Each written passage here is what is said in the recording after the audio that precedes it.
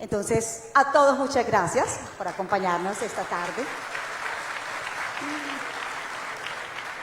Es un placer para mí hablar sobre un tema tan importante como es la confianza empresarial, clave para el desarrollo de los negocios, y tengo unos panelistas de lujo, se los voy a presentar.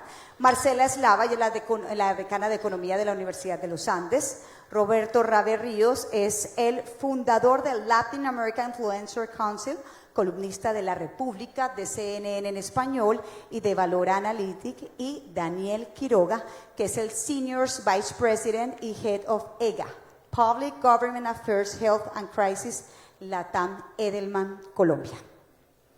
Para nadie es un secreto que la confianza es un valor intangible, pero se vuelve uno de los activos más importantes y claves para el desarrollo de las empresas. Está comprobado que estas empresas que generan una mayor confianza en sus trabajadores y los directivos son 3 veces más rentables. No lo digo yo, lo dice un estudio de la revista Fortune junto a The Best Work Institute, que además publica anualmente el ranking de las 100 empresas en donde la confianza es clave en sus organizaciones. Tengo otras cifras. En el 2015, otro estudio de Trust Across America dice que una organización que promueve la confianza tiene 2.5 más posibilidades de convertirse en una gran empresa, hablando en términos, por supuesto, de los ingresos. Y la última cifra tiene que ver con Edelman. Y dice, en este barómetro de este año, las personas encuestadas dicen que una de las instituciones que más genera confianza son las empresas. El 63% de los encuestados dijeron eso, pero Daniel, no te voy a quitar tus cifras. Vamos a empezar de una vez con nuestro panel. Empiezo la primera pregunta contigo, precisamente para hablar de todos estos datos tan interesantes de este ejercicio que ustedes hacen anualmente sobre cómo los empleados ven a las empresas. Y resulta siendo una paradoja ver esta cifra del 63%, en donde dicen que es una de las instituciones que más genera confianza, pero de pronto la percepción en la calle no es la misma. A veces ven a los empresarios y a las empresas de una forma aún negativa. Pero digamos más bien cuáles son estos valores, estos aspectos más importantes de este estudio que ustedes hacen anualmente. A resaltar, Daniel. Bueno, pues muchas gracias por la invitación. Primero, Jessica, gracias por la pregunta, a Confecámaras, a doctor Julián, a todo el equipo, a Carolina, que logró ponernos además a todos de acuerdo para estar acá hoy. Quiero empezar con una cifra, y es la que les voy a mostrar en ese momento, y es el 47% de los colombianos hoy percibe que el capitalismo, tal como está, no está funcionando. Sin embargo, hay una cifra muy alentadora después, y es que solo el 22% piensan que una economía de planeación centralizada funcionaría mejor que el libre mercado. Esto nos está dando un claro mandato a nosotros los empresarios de entender las cosas de una forma distinta. Sé que venimos hablando de qué es una economía social, qué puede ser una economía incluyente, qué puede ser un capitalismo social también. Y acá es donde tenemos que partir de la base para entender por qué los empresarios sí son una institución confiada. Y toca hacer además una diferenciación. ¿Qué son las empresas y qué son los empresarios? Y quiero arrancar justamente mostrándoles la siguiente diapositiva, que es la confianza de los colombianos hacia las instituciones en los últimos 4 años. Voy a empezar contándoles que llevamos 21 años midiendo la confianza. La confianza no es lo mismo que la reputación se gana y se pierde en cualquier momento, la confianza toma tiempo para ganarse. 21 años midiendo la confianza en 28 países, donde hay más de 36.000 personas que participan, 1.350 es la muestra de Colombia, para ser más exactos. Y podemos darnos cuenta de una cosa, y lo que está pasando en este momento justamente, y es que esa institución de las empresas se ha mantenido estable durante el tiempo. Ustedes fíjense, desde el 2019 hasta el 2022, la fluctuación solo ha sido de 3 puntos. Mientras que por otro lado, lo que estamos viendo es que el gobierno también ha sido estable, pero también hacia la baja. Los medios de comunicación tuvieron un tema muy duro durante la pandemia, y podemos ver de todas maneras acá cómo hubo ese bajón del 48 al 39 en solo un año. Algo muy similar pasó con las ONGs. ¿Por qué medimos instituciones y no personas? Porque realmente entender la institucionalidad es totalmente diferente. ¿Cuál es el gran mandato que nos da acá? Si vemos que el gobierno está hacia la baja, y acá no hablemos de gobierno Duque, Santos, Petro, Uribe, acá hablemos de la institucionalidad del gobierno, y es que hay una falta de confianza y de conexión entre el ciudadano de a pie con la institución. Y con los medios de comunicación estamos viendo que desafortunadamente están perdiendo esa confianza. Mientras tanto, las empresas seguimos sólidos y nosotros los empresarios seguimos sólidos. Y no solamente tenemos que entender esta cifra, tenemos que creérnosla. Pero diferente es hablar de empresas a justamente hablar de los líderes empresariales. Y es acá donde sí empezamos a patinar.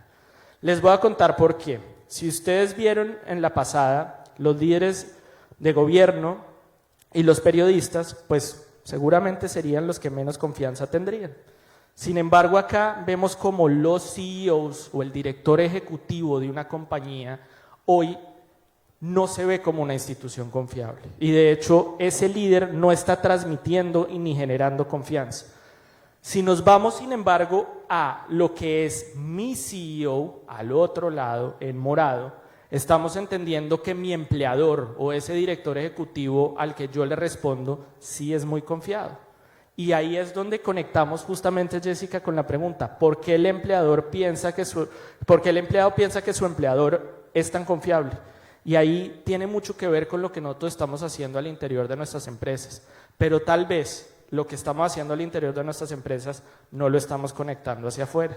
Y les voy a mostrar otro ejemplo de por qué. Y justamente es la comunicación de mi empleador es la más creíble.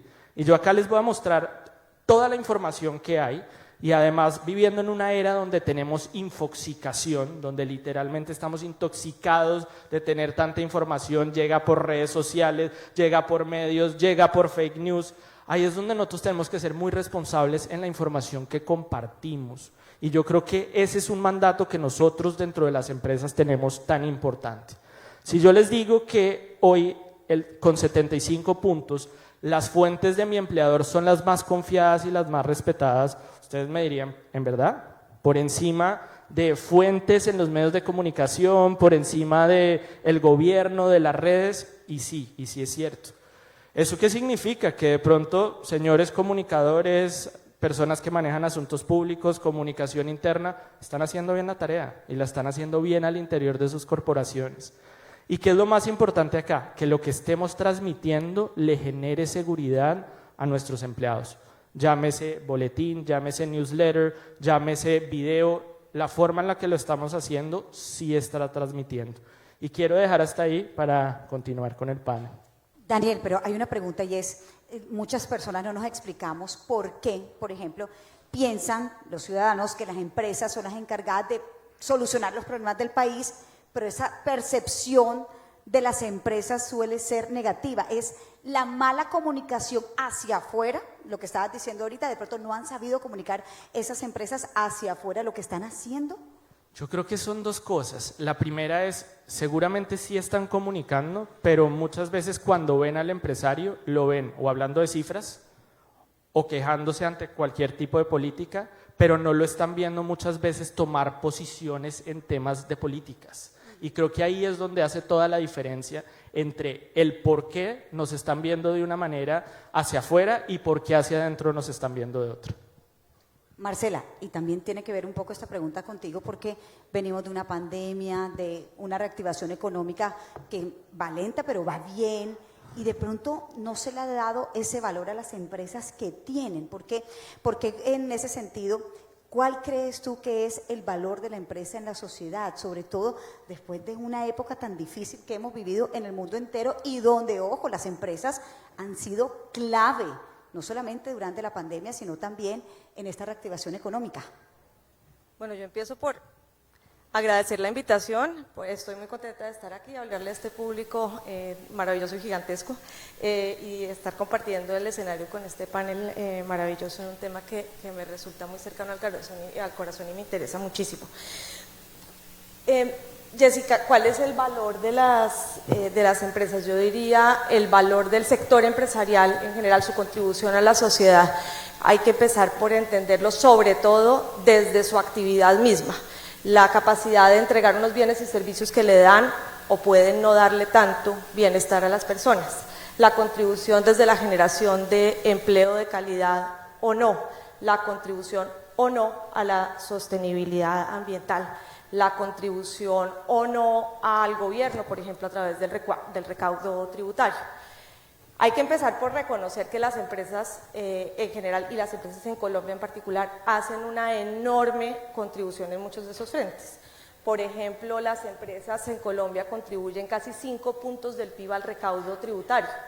En los países ricos, en los países de la OECD, ese numerito fluctúa entre 1 y 3%. Hacemos una enorme contribución desde el sector empresarial al gobierno mismo. Hay, por supuesto, una enorme contribución en la generación de empleo de calidad. Si miramos las personas que en Colombia tienen empleos estables, ingresos en las fracciones más altas de la distribución de ingreso, la mayoría de ellas las generan como asalariados en el sector empresarial. Y viceversa, en el sector empresarial, la gran mayoría de personas que están trabajando están en condiciones de formalidad y con unos empleos de alta calidad. Si en cambio nos vamos al otro lado de la distribución, las personas en pobreza en general no están generando sus ingresos en el sector empresarial. Eso puede ser sorprendente, uno como que normalmente piensa en el sector productivo como el sector empresarial. Pero Colombia tiene una cifra de más de 40% de las personas trabajando en el cuentapropismo, no en una unidad productiva que se entiende como algo que aglomera personas, que genera sinergias entre ellas y demás. Entonces, hasta ahí hay un enorme valor, hay por supuesto que comunicar ese valor. Ahora, también hay un enorme camino para recorrer para alcanzar el valor potencial. Por ejemplo, en los países ricos, ese sector empresarial genera algo así como entre el 70 y el 80% del empleo. En Colombia, esa cifra ronda apenas algo como del 30%. Y 40% de las personas, como dije antes, están en cuenta propia. Entonces, hay un enorme camino por recorrer. Nuestro déficit más grande ahí está en la capacidad de generar desde las pymes. Nos falta poblar el aparato productivo empresarial colombiano de pymes. ¿Moverlos desde dónde? Desde una concentración gigantesca, de nuevo, en el cuentapropismo y en micronegocios, microunidades que no han logrado ese tránsito. Entonces, ahí hay un camino enorme por recorrer. Por supuesto, mucho de eso no está en manos de los empresarios, por supuesto, mucho de eso está en manos de la política pública, pero hay dos responsabilidades gigantescas que sí tiene el sector empresarial. Uno es, por supuesto, desde su actividad, en apuestas productivas que realmente le generen valor a la sociedad y junto con eso en las inversiones en innovación, las inversiones en productividad que se requieren. El otro es la repartición responsable de los retornos de esas inversiones. No deja de ser sorprendente que en Colombia, con esa estructura productiva que describí antes y que por tanto es muy intensiva en trabajo, porque muchísimas de nuestras unidades productivas son simplemente una persona, que en general no viene acompañada con una gran inversión en capital. A pesar de esa intensidad en trabajo, la fracción del ingreso nacional que se va a los trabajadores es relativamente bajita, apenas de alrededor del 50% comparado con 60-62% en los países más ricos. Entonces ahí también hay un trabajo muy importante por hacer.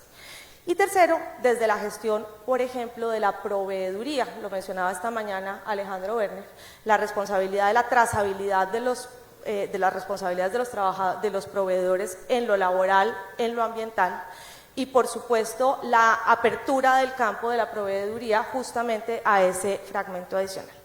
Termino con algo con lo que Daniel también terminó. También hay una responsabilidad enorme, un enorme espacio para el apoyo en la gestión de la política pública. Ahí hay un camino grande, hay un espacio grande, ha habido una influencia grande y ese camino está sembrado de riesgos, también de oportunidades para efectivamente contribuir al desarrollo. Dejo ahí porque seguro conversamos más de eso. No, pero te tengo una pregunta, Marcela, porque las empresas son importantísimas en la vida de un país, hacen país, producen empleo, ayudan a la economía. ¿Tú crees que no estamos valorando o por qué no estamos valorando suficientemente el trabajo y todo lo que producen las empresas? Bueno, Daniel hace un rato hablaba de unos temas que creo que son cruciales en entender esa dimensión clave de las empresas, los temas de transmisión de la información, el que nos informemos todos sobre cuál es verdaderamente la participación de las empresas. Yo les comentaba a ellos hace un rato, es sorprendente que en general, como nos contó Daniel, las diferentes mediciones muestran mucha confianza en las empresas.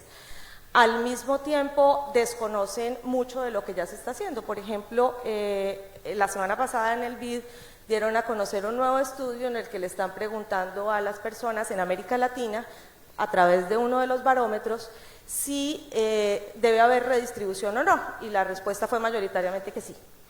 Y al preguntarle quién debe llevar la carga de esa redistribución, es decir, literalmente, a quién se le cobran más impuestos para hacer un gasto más redistributivo, la respuesta es al sector empresarial, que como conté antes, en Colombia y de hecho en el resto de América Latina, si bien más en Colombia, lleva ya una carga muy importante de esa distribución. Entonces, yo creo que hay un tema gigante de transmisión de información, pero también hay un tema muy grande al que me refería antes, de las responsabilidades del sector empresarial y cómo las encara. Si nos vamos al tema de influencia en la política pública, Colombia está plagado de ejemplos en que el sector empresarial ha sido tremendamente influyente en la política pública. Nada más pensemos en las reformas tributarias de los últimos años. Fue un habilitador indispensable para poder llevar a una tasa de tributación del 35% general corporativa en la reforma del año pasado. Fue instrumental también para que, ya no como habilitador, sino como inhabilitador, para que no se pudiera eliminar algunas exenciones de IVA, por ejemplo, o a unos sectores específicos. Su influencia ha sido enorme.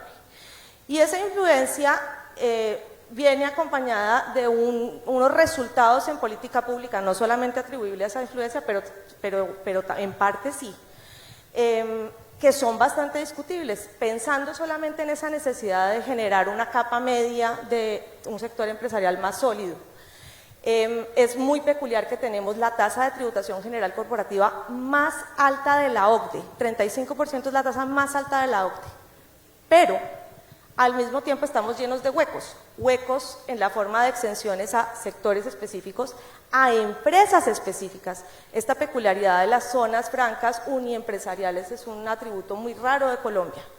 Estamos llenos de huecos en distintas formas, que hacen que haya unas condiciones muy perversas para la gran mayoría del aparato productivo, pero de las cuales están exentos unos sectores, unos segmentos, unas empresas. Eso genera una cancha de juego muy poco pareja, que le dificulta la vida, sobre todo al que no está consolidado, a esa capa que nos falta y que nos hace falta consolidar, y en la cual claramente ha jugado un papel muy importante la participación en la discusión de política pública del sector empresarial. Yo creo que eso genera dificultades en la construcción de confianza y creo que hacia adelante implica, como dice Daniel, mayor involucramiento, pero un involucramiento que la gente pueda ver como claramente alineada con el interés público general, el interés del sector productivo general, y menos alineada con intereses particulares. Roberto, yo quiero hablar de una columna suya de hace algunos meses en la que decía que los empresarios tienen que entender que el futuro del país está en sus manos. ¿Usted por qué le pone la responsabilidad a los empresarios? ¿Por qué cree que es así? Bueno, lo primero es un saludo especial para el doctor Julián por la invitación, para Lina, también acá de la Cámara de Comercio de Medellín, y para Nicolás. Aquí hay varios amigos empresarios y congresistas. Y bueno, yo he tenido varias posturas de ese tipo, tanto en CNN como en La República. Yo sigo mucho a un expresidente de los Estados Unidos, Ronald Reagan, que decía que la mejor política social es un empleo digno.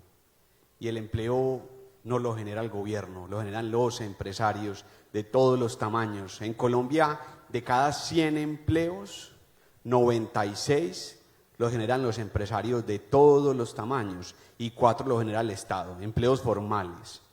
Entonces, he venido con ese discurso, además, en ocasiones con un poco de frustración, y es que, pues, si nosotros los empresarios, yo que he montado 3 empresas a mis 33 años, generamos de cada 100 empleos formales 96, pues entonces mi teoría indica que el país está en manos de nosotros los empresarios de todos los tamaños. Y me pregunto mucho qué hubiera sido de la pandemia sin los empresarios, qué hubiera sido de Colombia en los 90s sin empresarios valientes que se quedaran dando la cara en un momento en donde teníamos dos de las ciudades más violentas con más muertes por cada 100.000 habitantes. Y esa es la invitación hoy, a ponerle la cara a la circunstancia que estamos viviendo mundial y nacional, a quedarnos en este país, a apostar por este país. Y yo fundé un tanque de pensamiento también que se llama Libertank, y algún día le envié una carta preguntándole al presidente de Invamer Gallup por qué en Invamer Gallup preguntaban por la clase empresarial. En un país en donde el 94% de las empresas son microempresas, si existe tal cosa como una clase empresarial. Entonces, a veces me cuestiono también sobre ese asunto del lenguaje. Yo que escribo y a la vez soy empresario, es que nos hemos dejado robar las palabras. Entonces, uno en cualquier lugar, en Medellín, en Bogotá, va y pregunta, y los jóvenes le dicen a uno, no, yo no soy empresario, yo soy emprendedor. Como si ser empresario tuviera una connotación negativa. ¿Y desde cuándo, señores? ¿Y por qué? ¿Cómo nos dejamos robar el lenguaje? Además está de moda ser emprendedor, ¿no? Además está de moda ser emprendedor, Hoy en día todo el mundo es emprendedor. pero es que nos da pena decir que somos empresarios. Asumamos los liderazgos y los retos que nos pone el país hoy. Muchos de ustedes, vuelvo y lo repito, se quedaron en este país en circunstancias más difíciles que las actuales. Pero hoy escuchamos muchas voces de desesperanza y de frustración. Entonces esa es la invitación, repitiendo la frase del gran Ronald Reagan: el mejor programa social es un empleo. Retomemos el lenguaje. Un emprendedor es un empresario. 94% de las empresas son microempresas. El 95% del recaudo total viene de las empresas. De cada 100 empleos formales, 96 los generan las empresas. Y aquí estamos todos juntos en medio de unas circunstancias mundiales, vuelvo y lo repito, y de país que no sabemos para dónde vamos. Y yo creo que la invitación de este conversatorio tiene que ser un llamado a todos los empresarios a generar esperanza, a que todos nuestros colaboradores puedan soñar, que yo creo que eso le hace mucha falta también al país, que nosotros pongamos a soñar a todos nuestros colaboradores. Y el sustento tanto de Libertank como de la agremiación de influenciadores que yo monté es el capitalismo consciente. Y yo creo que el capitalismo es consciente o no es capitalismo. Dejo esa reflexión, digamos, final para seguir con el panel. Y bueno, muchas gracias de nuevo, Julián, por el espacio. Pero Roberto, hablando de todo, de los empresarios que valientemente se quedaron en este país, de todo lo que han tenido que afrontar con la situación de nuestro país y además se les suma una pandemia, ¿cómo hacemos, cuál es desde tu perspectiva para que las empresas hagan que ese liderazgo empresarial trascienda y los empresarios quieran ser empresarios y no emprendedores cuando están comenzando o incluso cuando ya están grandes, ya han crecido y todavía no quieren llamarse empresarios? A ver, yo apelo a varios asuntos. Adam Smith y algunos economistas hablaban de empresarios y de empresaurios. Entonces, algunos empresarios pues no pueden decir lo que tienen que decir ni asumen los liderazgos que tienen que asumir, pues porque gran parte de su contratación tiene que ver con los políticos de turno. Y eso es muy grave y ojalá esos desaparecieran.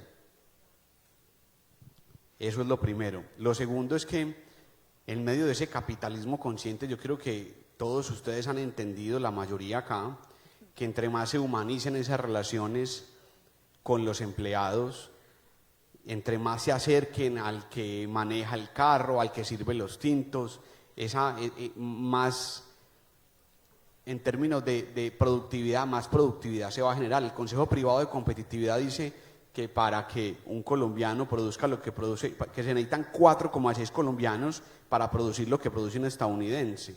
En medio de la automatización y del montón de asuntos, yo creo que hace falta un liderazgo más fuerte empresarial, un liderazgo a veces más valiente y que sea menos correcto políticamente y que diga en muchas circunstancias lo que se tiene que decir y no lo que el gobierno de turno quiere escuchar. Antes de montarme acá, doctor Julián, estaba conversando con un amigo de los que están acá sentados Me dijo, entonces vos vas a ir a decir allá eso que siempre decís. Y yo, pues sí. Y no te da como miedo, pues como, no te parece que tendrías que ser más medido en tus palabras, porque es que de pronto, le dije, pues no, pues estoy esperando un bebé y asumo que tengo que ser valiente y decir lo que tengo que decir. Entonces, esa es una de las invitaciones, acercarnos más.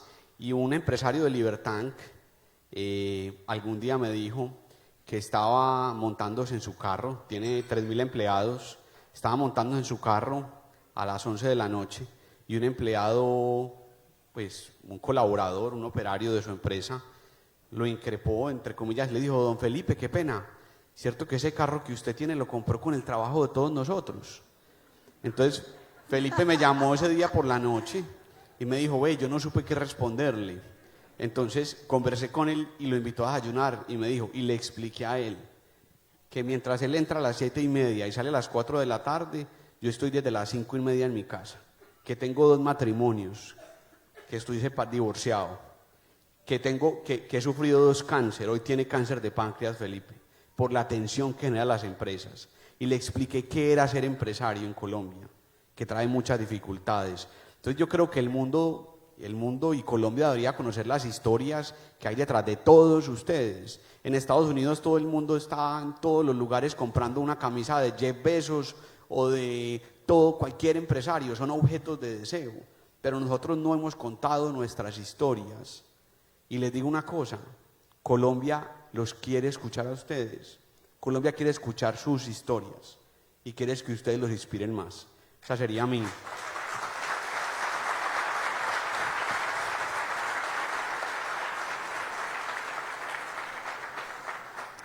Daniel, ahorita veíamos en cifras que es muy diferente lo que piensan de las empresas a lo que piensan de su CEO. ¿Qué espera la gente de esos directivos? Es que no solamente son las exigencias que les están pidiendo estos directivos, sino también ellos tienen la responsabilidad de llevar negocios rentables, exitosos. Lo que decía Roberto de la persona con la que habías hablado, es mucho estrés lo que genera ser empresa en Colombia. Pero ¿qué crees tú que debe tener? ¿Cuáles son las cualidades, los atributos que deben tener los directivos de las empresas hoy en día? Pues quería mostrarles también otras cifras, 2 diapositivas, si me ayudan ahora a proyectarlas. Pero quiero empezar haciéndoles una reflexión a todos ustedes. Si ustedes se imaginan un director de una empresa, un CEO en los 80s y en los 90s y cierren los ojos 10 segundos, ¿en quién o en qué piensan que era ese CEO? No sé si alguien se atreva a darme, o de pronto alguien del panel. ¿Quién era un típico CEO o un gerente de los 80s, 90s? De pronto muchos piensan en un Donald Trump, un tipo magnate, intocable, que se veía poderoso en su jet, cargado de muchas cosas. Ese era de pronto el típico ejemplo del CEO de los 80s, 90s. Entonces empiezan los 2000s y el concepto del CEO cambia y seguramente están pensando en un señor con un cuello tortuga, vestido de negro, que además hizo una de las compañías más exitosas del mundo, excéntricos porque además tenían esa imagen, genios en muchas cosas, sin duda, y ese era el CEO de los 2000s. ¿Qué pasa con el CEO de hoy o con el gerente de hoy? ¿A quién se imaginan? La persona al lado puede ser un CEO. Uno no tiene que tener un estigma de quién puede ser un directivo, de quién puede ser un gerente. Y realmente ahora no importa si tienen tenis, si se visten con jeans rotos. Zuckerman. ¿Ah? Zuckerman. Sí, sí. Anda en tenis, es súper tranquilo, súper relajado, podría ser el CEO de hoy en día. Total. Puede ser una imagen de un CEO. Y es ahí donde justamente quiero conectar la pregunta. Okay. Y es, ¿qué están esperando? Y en esto sí los colombianos están esperando que su gerente, que su director, que su jefe no les esté hablando de política, no les diga por quién votar. Ustedes, si se están viendo en la encuesta, ¿quién debería ser el líder del futuro del país? Es lo que sale de último. En cambio, ¿qué sí quieren que hablen los empleados? Que les hablen de temas de empleo y de economía, por supuesto. Además, estamos en un momento donde hay inflación. La gente está angustiada. quiere saber qué va a pasar, por qué le está subiendo el tomate cuando va a la tienda. Y la gente necesita que le cuenten y le expliquen eso, porque ellos no entienden por qué con el mismo salario que se estaban ganando a principio de año, ahora algo les va a costar el 10% más. Pero entonces también se están preguntando qué es la tecnología, qué es la innovación, qué es la automatización de los trabajos. ¿Voy a perder mi trabajo porque ahora lo va a hacer un robot? La gente también quiere saber qué está pasando ahí. Pero también desigualdad salarial, porque quieren entender por qué unos ganan una cantidad y los otros no ganan tanto. También quieren entender temas como el calentamiento global, la sostenibilidad, que de pronto para nosotros son temas de nuestro día a día, que lo podemos hablar en casa, en familia. ¿Ustedes lo hablan con los empleados? Es muy importante porque ahí hay un mandato claro de qué quieren que les hable. También el tema salud, educación, hablar de prejuicios, de discriminación. Estamos en un momento donde tenemos un tema de migración complejo en el país. Estos son temas que uno aborda en su día a día. Cuando me preguntas, Jessica, ¿de qué habla ese CEO? ¿Qué esperan del CEO? Esperan que lo hagan y mira, el 84% de los colombianos quieren que hablen además de temas que le benefician a la sociedad. Y el 57% adicionalmente quiere que lo hagan de temas sociales. Entonces, ¿quién es el CEO? No importa, puede ser cualquiera de nosotros. Lo importante es que empecemos a conectar. Y acá yo quisiera de pronto conectar con algo que estaba diciendo Roberto, y es las agendas, y algo que también estaba diciendo Marcela. Hay una agenda, sin duda, de cuál es el interés público general, seguramente muchos de estos temas. También hay un tema del interés del gobierno. Hoy oímos varias de las líneas, oímos la económica, oímos la política, la social, pero también hay un tema del interés de las empresas, y nosotros claramente como empresarios tenemos lineamientos, tenemos intereses. El punto acá es cómo nos empezamos a hablar, cómo alineamos cuáles son las prioridades y empezamos a hablar el mismo idioma. No es justo que un idioma lo esté hablando uno y el otro lo esté hablando el otro. Y ahí es donde justamente tenemos que entender que el cambio empieza por entendernos en un mismo lenguaje. Y quiero cerrar de pronto esta pregunta mostrándoles el círculo de la confianza. ¿Y qué es justamente ese círculo de la confianza? Es un círculo virtuoso. Es lo que va a generar justamente restablecer la confianza. Acá no se trata de trabajar solos. ¿Qué pasa si la empresa privada está por un lado, ONGs por otro? Acá se trata de trabajar en conjunto. Y justamente en ese círculo vemos los temas más importantes: sostenibilidad, equidad e inclusión, trabajo y retención del talento, pero también justicia salarial. Eso es lo que nos va a generar estabilidad social. ¿Y por qué les cuento esto al final? Así como empecé, ¿hay capitalismo? Claro que sí. ¿Hay capitalismo consciente? Claro que sí. ¿Podemos hacer más por él? También, sin duda, pero lo tenemos que hacer todos juntos. Acá no pueden trabajar los empresarios solos, acá necesitamos de los otros actores. Les voy a dar además unas premisas para cerrar. 1, el rol de las empresas en la sociedad está acá y está para quedarse, eso no va a cambiar. 2, tenemos que demostrar que esto es un proceso tangible y no es un proceso a corto plazo, esto tiene unos plazos importantes. Ese pensamiento y ese liderazgo también, además, tiene que proporcionar información confiable.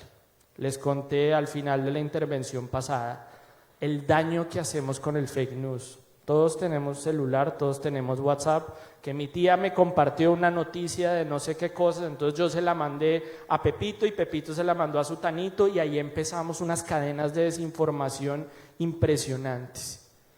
Y ahí es donde nosotros tenemos que ser responsables en la información que compartimos y en tener esa curaduría de datos también. En mi casa la cadena de fake news llega hasta donde mi mamá, hasta cuando mi mamá me dice a mí, yo le digo, no creas eso, eso no es cierto. Y ya se lo había mandado a toda la familia. Pero bueno, eso es lo que nos toca todos los días. Marcela, yo quiero, hablando de las cifras que nos mostraba Daniel ahorita, de lo que esperan los empleadores que les hablen, los empleados que les hablen sus empleadores. ¿Tú qué crees que tanto deben involucrarse las empresas en esta construcción de políticas públicas, en esta solución de los problemas sociales? ¿No crees que eso de pronto es reemplazar un poco las funciones del Estado en ese sentido? A ver, yo sin duda creo que el papel fundamental de las empresas en términos de su actividad social es desde su propia actividad productiva, sin duda en todos los frentes de los que hablamos al inicio.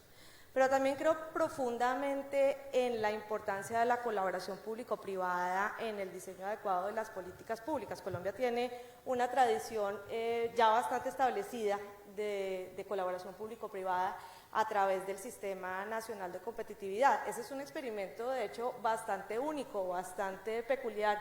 El resto de países de América Latina, en Estados Unidos, uno cuenta esa historia y lo miran un poco sorprendidos de que haya una institucionalidad establecida tan clara para esos espacios.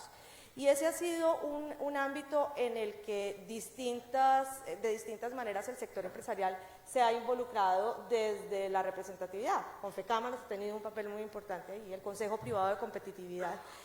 Ese es un espacio que hay que solidificar, es un espacio en donde hay mucho margen para discusión de cosas que han estado sobre la mesa por mucho tiempo, que el sistema y el involucramiento privado ha tenido la virtud de mantenerlo sobre la mesa, pero que todavía ha sido muy difícil convertir en cambios efectivos. Muchos de los temas que se conversaron esta mañana, por ejemplo, en el panel de Cristina Fernández y Mauricio Santamaría, han estado sobre la mesa en ese ámbito todo el tiempo. Los temas de las enormes complicaciones que unas regulaciones muy desatadas del nivel de productividad que tenemos generan. Los temas del déficit de calidad en la educación y cobertura en la educación para tener acceso a una fuerza laboral que de entrada esté cualificada para esa alta productividad, y la brecha enorme que hay entre esa cualificación y esas capacidades que tenemos de base y los requisitos de un aparato institucional y regulatorio que exige unos estándares laborales, que exige unos estándares de producción, por ejemplo, que son compatibles solamente con poder vincular a la parte ya más cualificada y más capaz de esa fuerza laboral, que en buena parte es la explicación de por qué tenemos fenómenos como los que describimos al inicio, un montón de cuentapropismo, una enorme dificultad para poder enganchar personas en las capas del aparato productivo que tendrían una productividad apenas intermedia y que no logran llegar a digamos, a cubrir esos costos. Entonces yo sí creo, Jessica, que hay un espacio muy importante de interacción con el gobierno en esos temas que deberían ser fundamentales, como decía Daniel, para el aparato productivo, para el sector empresarial como un todo, con los riesgos y las alertas de las que hablé antes. También hay unos enormes espacios de participación que pueden ser muy particularistas en términos de los intereses que atienden. Y creo que allí también hemos visto unos riesgos aterrizados, unos riesgos realizados, y se requiere una visión muy responsable del sector privado y una capacidad, digamos, de interacción con el gobierno que sea mucho más positiva cara al desarrollo del país como un todo. Gracias, Marcela. Roberto, para terminar ya este panel contigo, lo decía al principio, la confianza es un valor intangible, pero es un activo clave para la reputación. ¿Cómo hacemos para generar esa confianza, no solamente en las empresas, sino en la sociedad? Pero ¿cómo hacemos también para que esa confianza y esa reputación vayan de la mano con resultados positivos? Porque las dos son muy diferentes. Lo decía Daniel, lo demostraba además con cifras. Confianza y reputación no van precisamente de la mano. Bueno, entonces, en la intervención anterior les hablaba sobre capitalismo consciente, que es esa creación de Raxi Sodhi, el profesor de Babson College. Y lo que él muestra es que cuando uno derrama bienestar sobre sus empleados, sus colaboradores, pues inclusive eso es una terminología o un cambio importante, que ya no le llamamos a los empleados, sino colaboradores. Cuando uno derrama bienestar sobre los colaboradores, pues la empresa va a tener más indicadores. Y yo creo que esa construcción de confianza, digamos, inicia con el saludo al señor que hace de portero en la empresa. Inicia también con los salarios justos, con la comunicación asertiva. Yo hoy lidero un gremio que es el gremio de los influenciadores del país. 30 fundadores juntos de ese gremio suman 842 millones de seguidores. Y los colombianos, en un 80%, ¿cómo se dice? Se informan por medio de las redes sociales. El año pasado, en medio de la reforma tributaria, uno de los influenciadores me llamó para que le explicara sobre la reforma tributaria. Pues ese influenciador ya había salido a la calle y había dicho un montón de barbaridades. Entonces la primera pregunta que yo le hice a él es que de dónde venía la plata del gobierno. Y con esa espontaneidad que lo hace que llegue a millones de colombianos, me dice: Cucho, el gobierno es rico. Entonces, en medio de esa circunstancia, yo creo que la construcción de confianza tiene que ver mucho también con formar a nuestros colaboradores. Yo con Libertank, pues hemos visitado muchas empresas y una de las preguntas que hago es: levanten la mano el que sepa de dónde viene la plata del gobierno. Y me pasa en muchas ocasiones, diría el 90%, que alguien levanta la mano y dice casi lo mismo: es que el gobierno es millonario. Entonces esa construcción de confianza tiene que ir de la mano también con la formación ciudadana, con la formación política que le damos nosotros también a los colaboradores que están en nuestra compañía. No pueden pensar que el gobierno es rico cucho, como decía la liendra. Entonces, esa construcción de confianza tiene que ver mucho también con deshacernos, que a veces es difícil, de esas prácticas que nosotros venimos realizando, o con asumir la realidad. La realidad es que ese influenciador salió a explicar la reforma tributaria a la misma hora que salió el presidente o el expresidente de la República, y el expresidente tenía 2.800 views y el influenciador tenía 22 millones. Entonces, cuando asumimos esa realidad, pues nos damos cuenta que tenemos que comunicar de una manera diferente. Nos damos cuenta que las utopías o esas concepciones que nosotros tenemos tienen que ser eliminadas. Y a mí me cuesta mucho cuando hablo con un empresario y me pregunta que qué es un influenciador. Cuando el año pasado movieron $20 billones en el mundo, el 2.3% del PIB de los Estados Unidos. Cuando la economía creativa mueve el 3% del PIB de Colombia, 600.000 empleos formales. Entonces la invitación también en esa construcción de reputación y de confianza, además de humanizar la labor que hacemos a diario, tiene que ver mucho también con dejar atrás esas concepciones tradicionales que nosotros creemos que son, y tratar de ir a ver qué es lo que ve el empleado, qué es lo que más ve, cuál es el influenciador que sigue, que él sigue en sus redes sociales, de dónde se informa. Entonces dejar esas utopías y a veces esa concepción de que yo estoy arriba y el otro está abajo. Y me pasó hace poco también en Cali, me fui con un influenciador que se llama El Mindo, que es muy conocido en Cali. Entonces me fui a una reunión con varios empresarios de la agricultura y cañicultores. Entonces una señora, pues El Mindo llega con su pinta particular, entonces una señora le pregunta: Roberto, entonces usted me está diciendo que la defensa de las empresas depende de un muchacho como este, delante de él. Una persona que tiene 11 millones de seguidores, que lo ven casi 3 millones de personas a diario. Entonces, digamos que esa es una invitación en medio de esa construcción de confianza, y es también dejar esas creencias y asumir las realidades de hoy en día. Los hijos de ustedes todos ven influenciadores. Tal vez le hacen más caso a los influenciadores que a ustedes. Asumamos esa realidad y transformémosla. Y para terminar, pues a mí también me ha costado entender todo eso que hacen los influenciadores, todo lo que hay detrás de ellos, muchos empleos, muchas empresas. Pero yo creo que estamos en la época de las revoluciones.